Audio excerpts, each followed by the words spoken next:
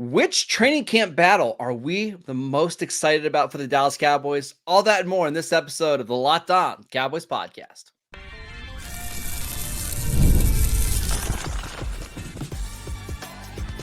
You are Locked On Cowboys, your daily Dallas Cowboys podcast. Part of the Locked On Podcast Network, your team every day.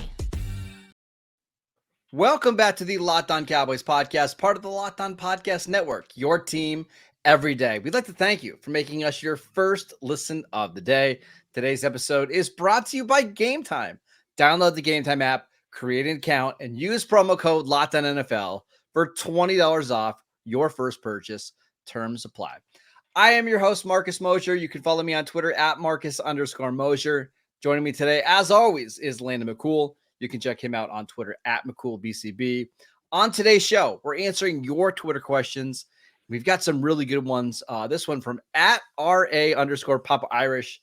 He wants to know, what are some positional battles that you guys are looking forward to seeing in training camp? Man, there's a ton, right? Like, that's the thing about this season, and especially the training camp that's coming up, is that it just, you look up and down the roster, you look at the youth that's been injected into this team. You look at some of the folks that have left, for other pastures in the off season, and there's just a lot of competition that's going to happen. So, I'll run through a couple of spots that I think that are going to be great. But to be honest, like, it feels like most of these rooms have some pretty major competition going on, up and down the line. But I would say, first and foremost, I think the center position is one That's the number one I had written down. Yep. I mean, it's just because you had, these two guys that you've now heard about now, because we've heard, obviously, Brock Hoffman is in the competition for center. We heard yesterday from Solari that, I think it was Solari, or maybe it was the offensive coordinator, mentioning that TJ Bass was also a part of it. I actually think it was Schottenheimer said it, that TJ Bass was also going to be part of that competition. So, I think obviously you have your third round pick. You've got two undrafted rookies from last season that you really, really like. And you both came in at different points during the season and got some experience and played well for the most part.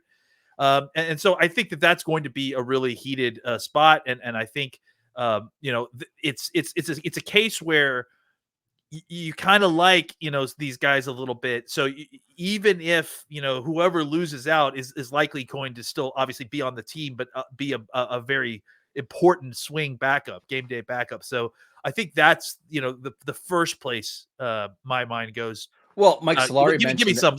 Yeah, I was going to say, Mike Solari mentioned that TJ Bass wants to start. He's been practicing at center all year long. I mean, he mentioned Brock Hoffman as like a veteran in the room, but not really as part of the starting center job. Maybe he is, I don't know. But I think Cooper Beebe versus TJ Bass is a very interesting one. I mean, I would assume the Cowboys want Cooper Beebe to win that job, but I mean, TJ Bass, I thought, handled himself pretty well last year. And maybe the thought process is, yes, we want Tyler Guyton and Cooper Beebe to be starters for us long term, but maybe let's not open the season with two rookies, right? We can maybe ease one of them in later. I could see that being the rationale. So I'm just curious to see how it all plays out in camp. Yeah, and I think the other thing that's kind of interesting with this sort of, three-way kind of fight here is that I don't know if Hoffman can play guard. No, so I don't think he can it probably is going to come down to the idea of TJ Bass or Cooper Beebe, and then the other one is going to have to be the swing interior guy, because obviously Cooper has experience playing guard, a lot of experience playing guard, and TJ Bass, I mean, that's kind of the position he was playing mostly last year. So I think that adds an interesting element to the fight, right, to the battle, to see exactly how that lines up, because you're going to want one of these guys likely to be your swing interior guy. And if Brock Hoffman can't do that, it's kind of an all or nothing situation for him. Either he's going to be the starter or he likely will be a game day inactive. Another one that I'm really interested in is, I think you and I both believe that Eric Kendricks is going to be one of the starting linebackers. Yeah. And I got to believe that Overshown is probably going to be the weak side linebacker. And then Michael Parsons will be sprinkled in there as well. What I'm more curious to see is who ends up being the third linebacker, because I think the third linebacker will get on the field. I'm not so sure that a fourth linebacker is going to play a lot, right? So who ends up becoming the third linebacker? Is it Damone Clark or is it Maurice Liafu, who the Cowboys selected in the third round this year, or Maurice Liafu? I mean, it's pretty clear that Zim picked Liafu in the third round. Like he's been talking him up all offseason, right? I'm curious to see how that plays out. Yeah, and I mean, look, you said it too. I think that they're also pretty high on Damone Clark and what he did last year. I know that they kind of threw him into a difficult situation once Leighton Vander Esch got hurt. They moved him over to a Mike, which was in a position that he was actually training very much in. So I think a move back to Will is going to be a big benefit for Damone Clark. But you're right. The other thing about that whole situation is that the landscape has changed and there's more people competing for that spot, including Overshone, including Liafu. So I think it's going to be a really interesting competition, to say the least. And I think it's there is a chance that maybe all four play. There's maybe a chance. Chance that they use them a lot more, or they're using more three linebacker looks than they had previously. So that would kind of warrant the usage of a fourth linebacker as a rotational. Well, right? And the other thing is, if you are using more three linebacker sets, then my attention turns to safety, because I think Malik Hooker's going to play almost every snap as the free safety. I think Donovan Wilson is a great fit in a Zim defense. Who's the third safety? Is it Wanye Thomas? Is it Marquise Bell, who's making the transition back to safety? Is Izzy Makamu part of this conversation at all? Because there's not going to be 600 snaps for every single safety like there was the last couple of years. Like there might only be 400 snaps for the third safety on this team. I'm just curious to see who it is. Yeah, I mean, we essentially have the same safety room as we did last season, with maybe an added number, right? Because we weren't really counting Bell as a safety by the end of the season, right? And now you're taking away the third, safety option, or the third safety looks, or at least a good percentage of them that we used to like to play a ton. And sometimes we're playing four safeties, to be honest. And so it's going to be interesting to see exactly how they fit all that, right? Because when you're dealing with playing a bunch of three safety looks, having 4 and 5 safeties is, makes a lot of sense. Important. Yeah. It's important. If you're not playing nearly as many 3 safety looks, how are you going to fit? You have 5 guys, maybe 6 that you feel comfortable playing, so how do you figure out a way to get them on the field if you want to? That will be interesting. Can I throw out one that I think is not being thought about enough or being talked about enough, even though it's obviously a very high profile competition that's going to be happening? Cooper Rush versus Trey Lance this training camp. I think it's going to be very interesting to see exactly how that plays out. Are the Cowboys going to be interested in carrying both of those guys, depending on how things go? Because if Trey Lance is able to take a big step this year and show us something, is there a possibility that Cooper Rush gets traded or is let go in a situation at the training camp cut down? Or do the Cowboys continue to take 3 quarterbacks into this situation and see exactly how that plays out? I think obviously the competition part is important between Cooper Rush and Trey Lance for who's the backup quarterback, but obviously the kind of elephant in the room aspect of it is, where is Trey Lance in his development towards becoming a potential starter at some point, right? And does he take a big enough step that it starts to, and I hate to speak blasphemy, make the Cowboys consider options with Dak Prescott's contract, kicking the number down a year to see how this all plays out? How does that all play into this whole Dak Prescott thing? It may not play in at all, but it's something to at least keep an eye on, and is going to be a very interesting competition in training camp. See, I thought you were going to go with a hotter take and say Dak versus Trey Lance, but no, you're not. I don't think we're quite there yet. No, you're not. All right, let's get to what happens if the Cowboys have another 12-win season, which would be kind of crazy to win 12 games in a row, or 12 games in a season in a row for the 4th straight year. What are the consequences? We'll discuss that next. This episode is brought to you by FanDuel. It is winner take all time in the NBA and in the NHL, and FanDuel is giving you a shot to bring home a big win of your own. Right now, new customers can get $150 in bonus bets with any winning $5 bet. That's $150 to bet on spreads, money lines, player props, and more. We're recording this on Wednesday. The NFL schedule will be released tonight at 8 p.m. Eastern time, which means once it's released, you can check out all of the lines on FanDuel for every single week of the season. It's absolutely crazy. But again, go check out all the NBA and the NHL lines as we get closer to the Stanley Cup and the NBA Finals. Visit FanDuel.com/lockedon and make every playoff shot count with FanDuel, America's #1 sportsbook. Welcome back to the Locked On Cowboys podcast. Are you watching Fox Sports or ESPN on your TV all day? Are you having to turn down the volume because of all that shouting?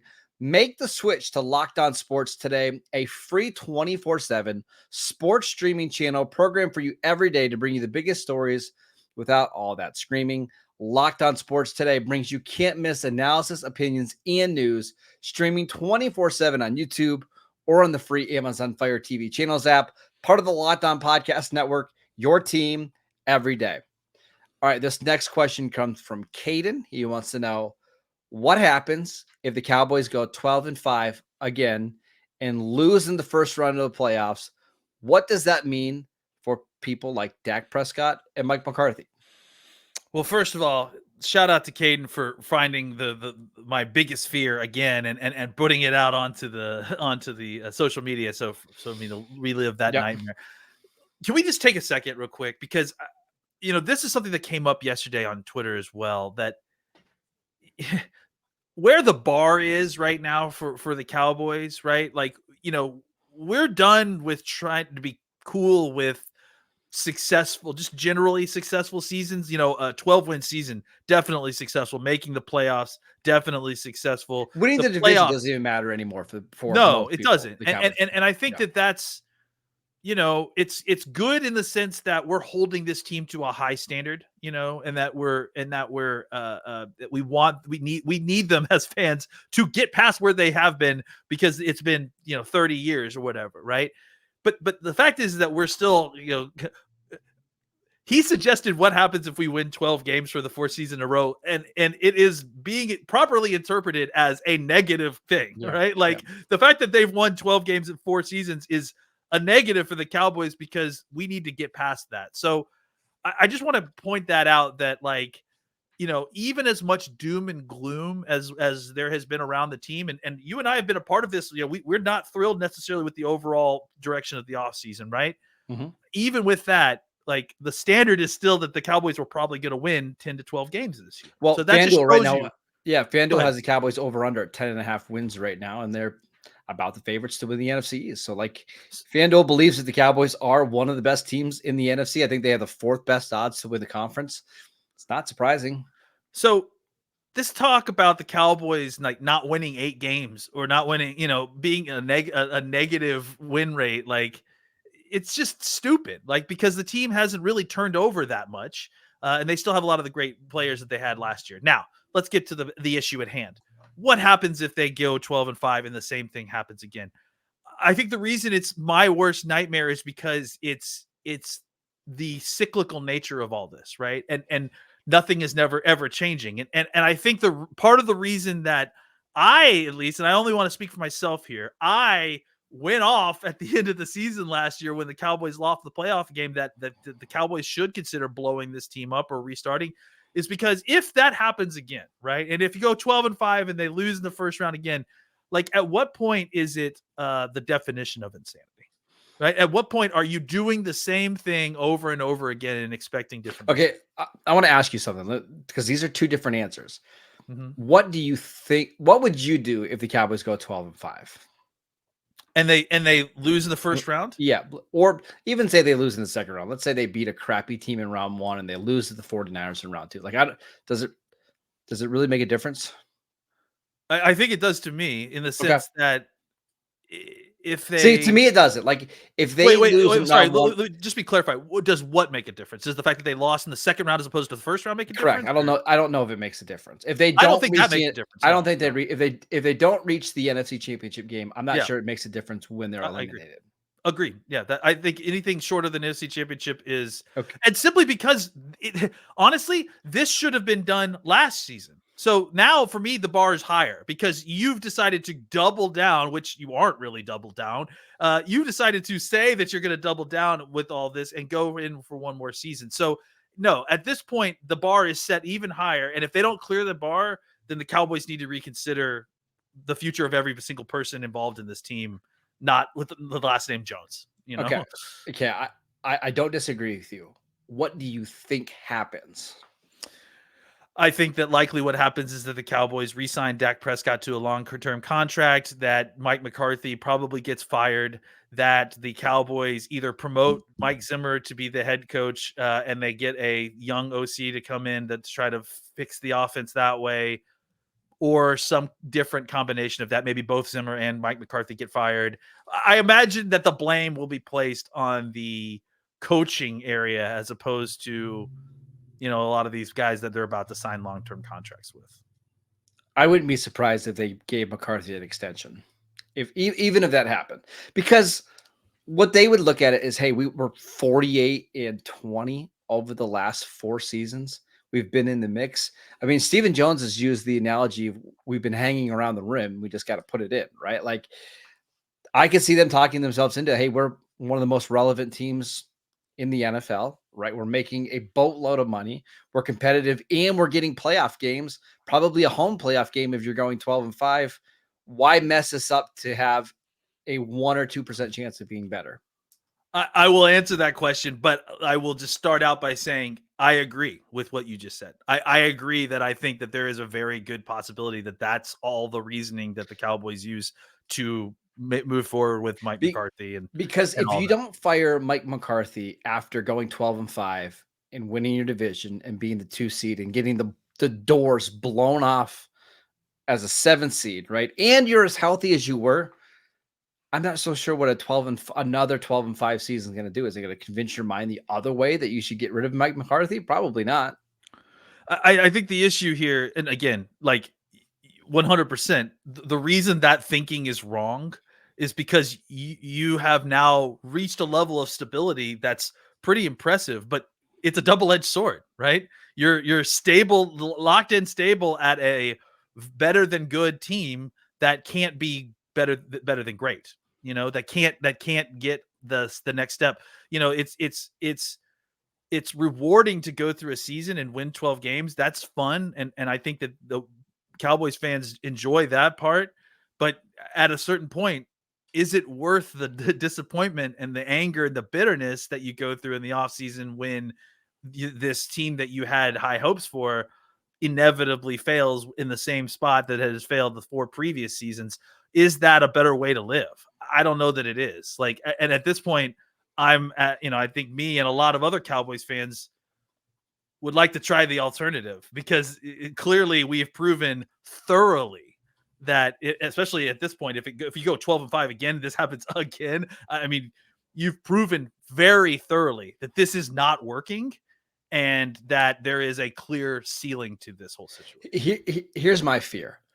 If they go 12-5 and they lose before the NFC Championship game, they will look for a coach that is like a stopgap. Hey, I can get you over the hump. Oh yeah, coach, rather than, let's say they go 5-12 and like they just have injuries all over the place. Then I think they'd be more open to, hey, let's find a younger coach that can develop and build a culture, rather than let's get Mike Vrabel for 2 years and try to have him, or Bill Belichick for 2 years and try to push us over the top. I don't really want that. Well, let's lay it all out here. Jerry Jones's advancing age is working against his best interests. Yes. Because this team probably needs to do a rebuild at some point. And because Jerry's getting older and he wants to win a Super Bowl before he shuffles off this mortal coil, he's not as willing to sit through a rebuild, because, I agree. Who knows how much longer he's got. So, but he also doesn't want to go all in for 1 year, right? I think he would like to have his team be competitive for the next couple of years and see if they can get lucky 1 year. I think that the idea in general that it's better to get multiple bites of the apple for opportunity, I think is has been proven wrong. Like I just think that it's not a stable way to go for it to try to win the Super Bowl. These teams that are still doing this year in and year out, they're going for it each one of these years, and I think it's just hanging around and being good enough to be part of the conversation is great for TV ratings, but it's not great for winning Super Bowls. I agree. All right, let's get to another question, including which big name offensive lineman could the Cowboys potentially release this offseason? We will get to that next. This episode is brought to you by Gametime. With killer last-minute deals, all-in prices, views from your seat, and their lowest price guarantee, Gametime takes the guesswork out of buying NFL tickets. I love using Gametime for tickets. I'm going to be going to a couple different Cowboy games this year, going to a couple different Bills games. They've got a great schedule. I use Gametime whenever I buy tickets for any major event like sports, concerts, comedy events, theater events, whatever's near me. You can save even more with exclusive in-app deals on select seats ahead of the game or the event. Save even more when you choose a section and you let Gametime choose your exact seats. Gametime is absolutely fantastic. Let them take the guesswork out of buying tickets with Gametime. Download the Gametime app, create an account, and use promo code LOCKEDONNFL for $20 off your first purchase. Terms apply. Again, create an account, redeem promo code LOCKEDONNFL for $20 off. Download Gametime today. Last-minute tickets, lowest price guaranteed. Welcome back to the Locked On Cowboys podcast. We are answering your Twitter questions. And this final question comes from Dem Boys fan. He wants to know, the Cowboys drafted some talented offensive line players this year, including Tyler Guyton, Cooper Beebe, Nathan Thomas. Which veteran offensive linemen are in jeopardy of not making the 53-man roster?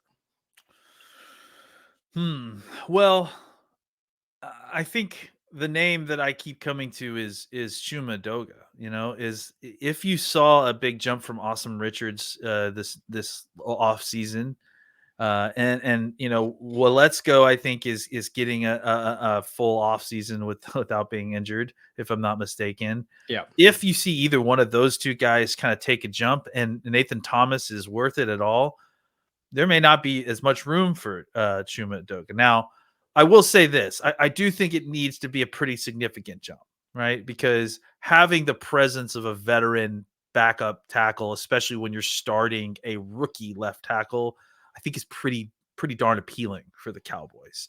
But, I mean, in this scenario, there aren't a ton of other veteran offensive linemen on this team. Let's go. And those folks are veterans, but like we're talking about guys who have been in the league for 2 years, like not very long.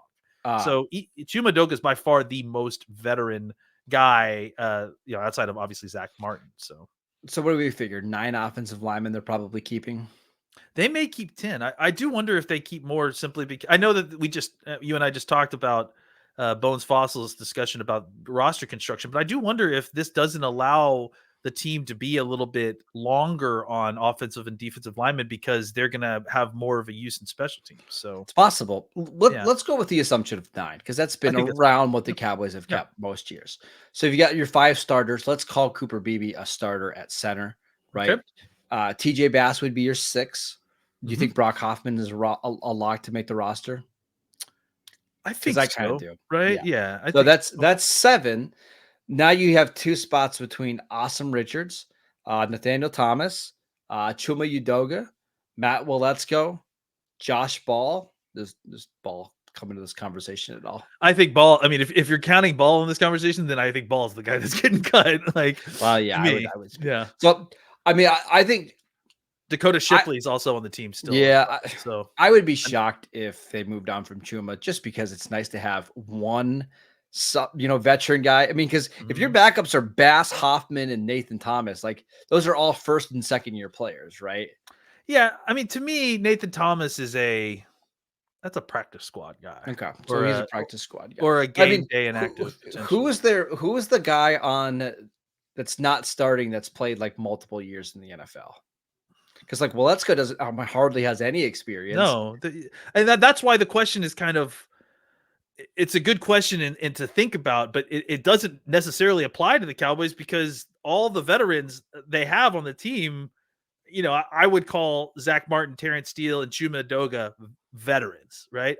The other guys, they've played football. They've been in the league for probably 2 years, but they've all played less than, I don't know, 300 snaps total their entire careers. So, I think, in that case, Edoga is really the only guy that's kind of eligible for the question. But you're right. Like, I think it would be a very tough cut for the Cowboys to do that, especially considering you have a rookie left tackle.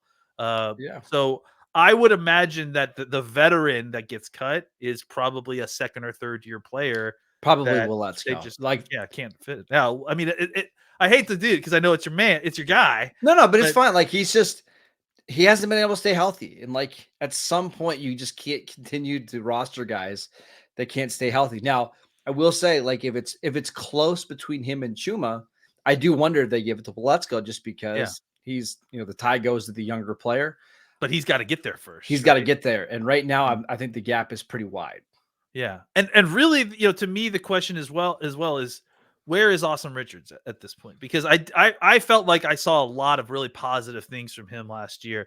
Did he make a serious jump? Because if he did, then maybe this isn't even a conversation. And if because here's the thing, if Awesome Richards takes the spot of the first off the bench left tackle job, then why are you keeping Chuma Edoga? You don't need him, right? Because then you have your backups at tackle and you have your backups at guard. So really, more than anything, it might be about, is somebody, close enough or just slightly better than Chuma Edoga to be that swing tackle guy? Correct. And if that's the case, Edoga's certainty on the roster certainly becomes a little bit more perilous. I can't wait to watch the offensive line in training camp in the preseason. There is a lot of quality depth there, and a lot of these guys are just getting more experience. I mean, we like what we saw from Awesome Richards in the preseason last year. I want to see how much better he looks in year 2. Same with Brock Hoffman. Same with TJ Bass. Should be a lot of fun to watch. That's it for today's show. We want to thank you for making Locked On Cowboys your first listen every single day. On tomorrow's show, we'll look at the Cowboys schedule that's released tonight at 8 p.m. Eastern time. We'll go through some of the primetime matchups. We'll make our record predictions, 12-5. Let's just go with that. That would make everybody happy, right? So make sure you guys are tuning in for that. Go download the podcast wherever you get your podcasts. We are free and available on all platforms. Follow Landon on Twitter at McCoolBCB. I'm at Marcus_Mosher. We'll see you right back here tomorrow.